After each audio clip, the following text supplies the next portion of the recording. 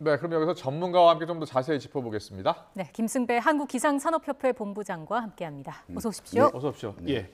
지금 태풍 흰남노가요. 네. 타이페이 동쪽 해상 네, 300km 해상까지 네. 올라왔다고 하더라고요. 네, 그렇습니다. 네. 당초 예상대로 이 태풍은 북쪽으로 방향을 바꾼 뒤에 계속해서 느리게 북상하고 있는데 내일 오전까지는 느린 속도로 북상을 할 겁니다. 예. 이제 문제는 우리나라 제주도 가까워질수록 이동 속도는 빨라질 것으로 보입니다. 그렇군요. 예. 그 위력이 어느 정도나 될까요?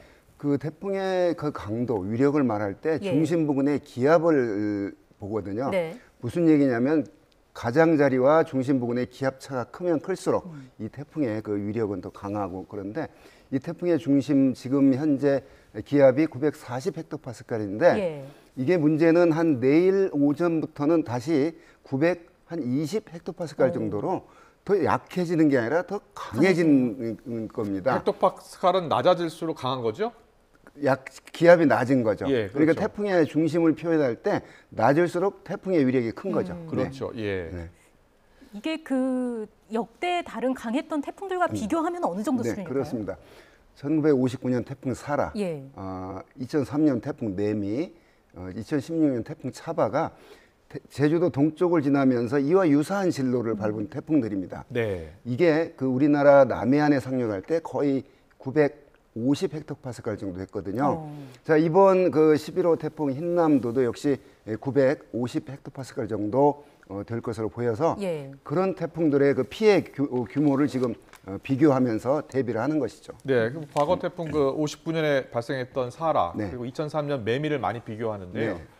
태풍 매미를 직접 겪어보셨을 거 아닙니까? 그렇습니다. 네. 그 위력과 어느 정도 지금 비교가 되고 있습니까? 그때 태풍 매미가 초속 우리나라에서 관측한 최대 풍속을 기록을 깼는데요.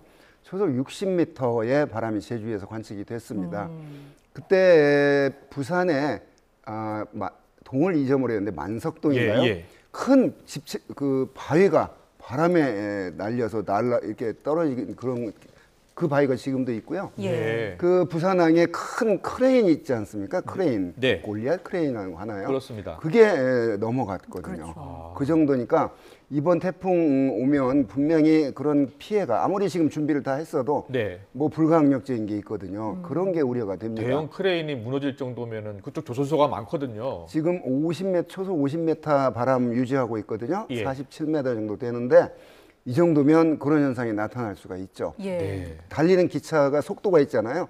이 정도의 측풍을 맞으면 기차가 넘어갈 정도의 위력입니다. 그렇군요. 그래서 역대급 태풍이라는 말이 나오고 있는 거고요. 이게 애초 예상보다 조금 왼쪽으로 바뀐 거잖아요, 경로가. 그거는 이제 그 정도는 거의 바뀌지 않고요. 당초에 이제 부산 앞에 스치고 지나갈 것이다. 근데 지금은 경상남도 남해안 어딘가 상륙할 것이다. 그 정도 거리면 뭐 그냥 뭐 태풍 예측 오차 안에 다 들어있는 것이니까 그게 크게 바뀐 그런 것이 아닙니다. 부산인데 여수로 목포로 간다 이거면 좀 상당히 크게 바뀐 거죠. 그래서 미세한 조정을 하고 있는 것이죠. 본부장께서는 지금 모두가 우려하고 있는 게 최악의 태풍이 되지 않을까 우려하고 있습니다. 어떻게 보세요? 2002년 태풍 루사 때 기상청이 400mm 이상, 400mm 이상 예상한 것도 저는 그때 처음이었거든요. 비가 얼마나 왔냐? 강릉에서 하루에 870.5mm가 왔습니다. 지금 뭐 예상 강수량 나오고 있잖아요. 뭐 많은 거 300mm. 그게 800이 되고 700이 될 수가 있는 그런 거거든요. 1년에 1000몇백 mm 정도밖에 안 되잖아요. 1200에서 한 1400mm 오는데 하루에 810.5면 난리가 나는 거죠.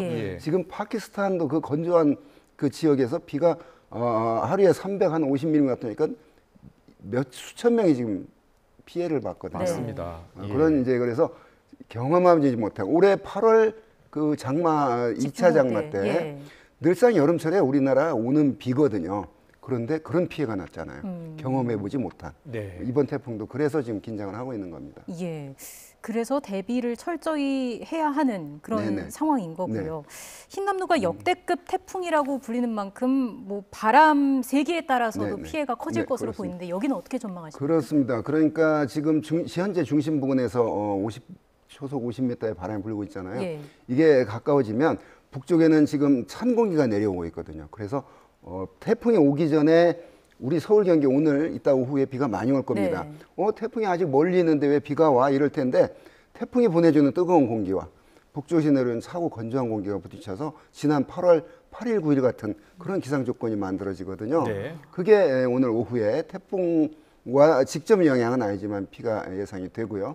자, 태풍이 본격적으로 들이치는 5일 월요일 낮부터 네. 6일 한 12시까지 약 12시간 정도가 제주도, 그다음에 남해안, 동해안까지 울릉도, 독도까지 가장 그 큰 고비가 될 것으로 보입니다. 네. 지금은 이제 태풍을 맞이하는 단계입니다. 예. 지금 여러 가지 이제 대비책을 우리가 서둘러야 되잖아요.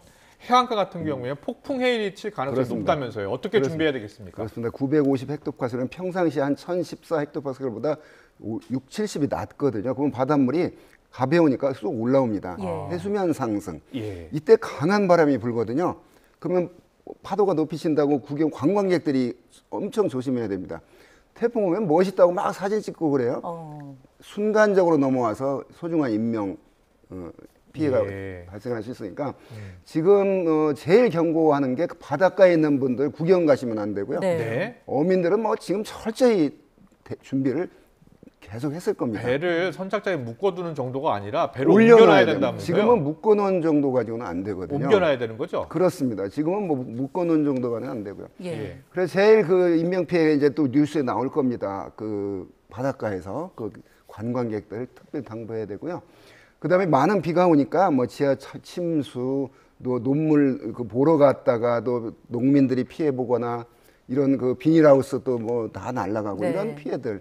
우리가 늘상 겪는 강풍과 폭우 피해가 우려가 되고 그걸 앞두고 있습니다. 지금. 철저한 대비가 필요하다라는 말씀 지금 해주고 계십니다. 해안가 특히 좀 조심할 필요가 있어 보이고요. 고층 빌딩 같은 경우에는 좀 그 빌딩풍이라는 게 불잖아요. 그렇습니다. 유리창이 깨질 우려가 있고요. 빌딩과 빌딩 사이에 그 좁은 폭으로 강풍이 불면 강한 더 압력이 커져서 그런데 특히 해운대 바닷가에 있는 그 고층 아파트 태풍 오면 유리창 깨지고 그러잖아요. 그 X자 뭐 테이프로 묶는다고 유리가 뭐 보호되거나 아니고요. 바람 구멍도 없이 완벽히 막아줘야 됩니다. 그 바람 구멍이 큰 구멍을 만들거든요. 그렇군요. 그렇기 때문에 그 고층 아파트들의 그 대비책은 바람이 통하지 않도록 철저히 막는 대비가 필요합니다. 네. 앞서 저희가 일본 상황을 좀 살펴봤는데요. 오키나와 지금 현재 CCTV가 저희가 준비를 했거든요. CCTV를 보면서 좀 설명을 좀 해주셨으면 좋겠습니다. 오키나와 상황을 좀 볼까요? 네, 적이 지날 때는 지금 상당히 강한 세력을 가지고 지나고 있죠. 예, 지금 오키나와 도심입니다. 오키나와 도심은 이렇게 큰 바람이 부는 것 같지는 않네요. 예, 저기 오른쪽에 나무가 흔들리는 모습 보이고요. 바닷가 모습도 잠깐 좀 보실까요? 네. 바닷가의 모습 볼 수가 지금 있습니다. 저게 현재입니까? 지금 이 시각 현재입니다. 네. 지금 타이베이 동쪽이거든요. 근데 그쪽이 이제 오키나와 근처 아닙니까? 아직 그러니까 본격적으로 확 덥지는 않았죠.